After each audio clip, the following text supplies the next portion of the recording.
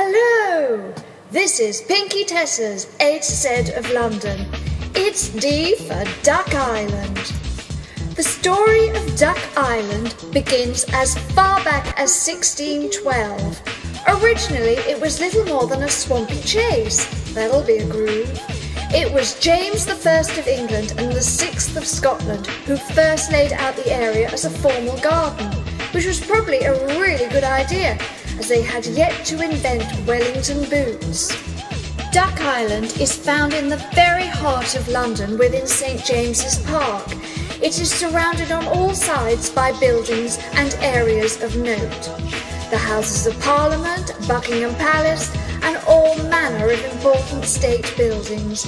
Yes, it's all within a duck's throwing distance, providing one was allowed, but you're not. It's cruel. Duck Island is situated in an artificial lake. The lake and islands, there is one other up the other end, West Island, are classed as a natural reserve and breeding ground for many species of ornamental birds. The island is home to ducks, gulls, swans, geese and pelicans. Some rarer visitors are the golden eye, carrion crows, grey wagtail and shovellers. Here's a jolly ident board giving illustration to them birds. To the left of this is where the pelicans are fed each day from 2:30 p.m, during which time they scoff 12 pounds of fresh fish. That's weight, not money's worth. Don't be silly. Yes, those pelicans. They have a long attachment to the park, right back to 1684, when the Russian ambassador presented the park with its first pelicans. Naturally, this is topped up when necessary. Currently, there are 5 in residence, comprising of 2 species, the eastern or great white and the American white. There is a submerged pumping system within the lake, with the pumping chamber located on Duck Island. The water needs to be circulated to restrict the growth of algae and contaminants, otherwise it would become as smelly as it was in the 18th century. And believe me, it was very smelly. So smelly it was drained, at which time Duck Island stuck out as a promontory form for about 50 years before John Nash happened by and got landscaping in a big way.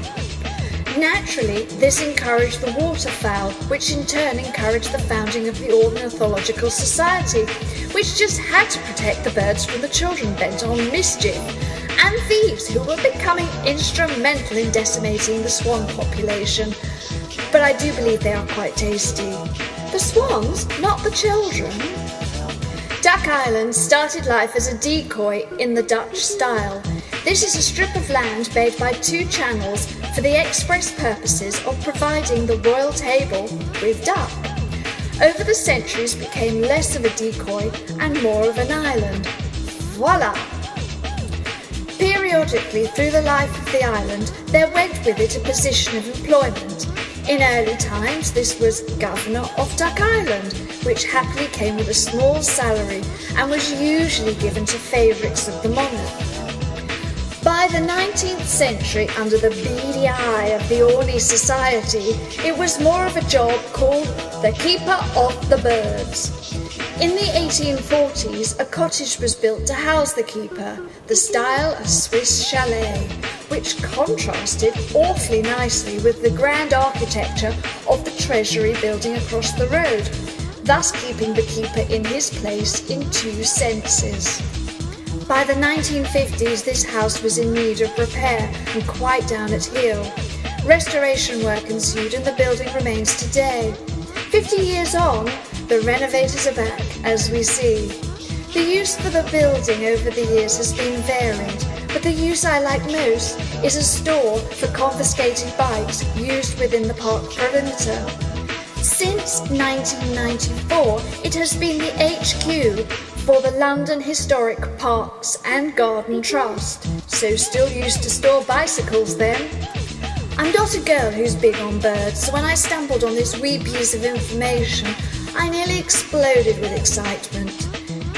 During the 1880s through to the 1890s, there was a significant problem with Irish anarchists. That'll be terrorists to you and I. I believe Sherlock Holmes had some dealings with them, the Vipers. The Chief of Inspector of Explosives, no messing with titles in them days, was a colonel by the name of Vivian Deering Magendie, well known and well renowned in bomb disposal circles. In fact, he's regarded by the fraternity of bomb disposalists as the first real expert in this area. It transpires that during this period, Duck Island was home to a facility where the explosive inspectors would dismantle those anarchist bombs, which were rather inconsiderately left about London to go off. By all accounts, this jolly feature was a small roofless building with very, very thick concrete walls that was accessed by a very, very narrow entrance. These inspectors of explosives would collect the sticks of dynamite dotted about London that local bobbies had very kindly, but possibly stupidly laid out in a very tidy manner on the streets for them. The dynamite was then taken to Duck Island and dealt with. This building was still standing in the early 1980s. How mad is that? Duck Sanctuary and explosives sounds like a foie gras buffet in the making to me.